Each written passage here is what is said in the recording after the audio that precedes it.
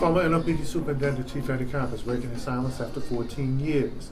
Amidst the realities, the facts, and fictions of Hurricane Katrina produced its share of heroes, villains, and victims. One key figure who could check all of those boxes is Eddie Compass, who went into the storm as chief of the NOPD, only to be forced to resign 4 weeks later by then-Mayor Ray Nagin. What do you say to people who said that Katrina was too much for you to handle?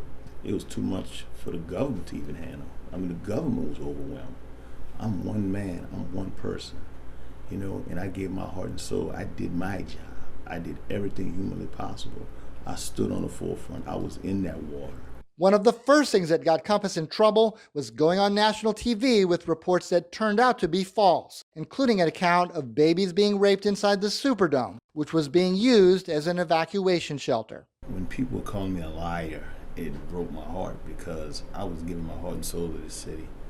And I was reporting things that was reported to me that in my heart of heart I thought was true. Another blow came when Compass broke down in tears during an interview.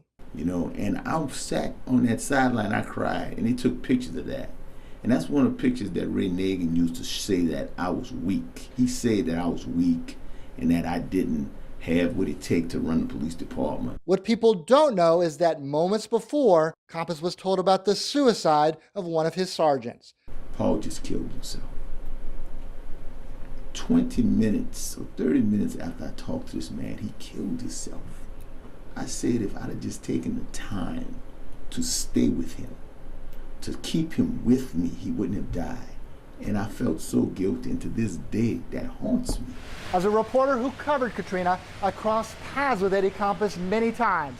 And I can tell you that everything, the false reports, the emotional breakdowns, and heroism throughout the department, from the chief on down, all true. But we did a lot of things good, though, man, that we didn't get credit for. We saved a lot of people's lives, man, that we didn't get credit for. And like I said, I broke down a couple of times. Oliver Thomas, a city council member at the time of Katrina, has more revelations in store when his interview with Compass continues on Friday. Mike Pearlstein, Eyewitness News. That's great. That's great. Thank you.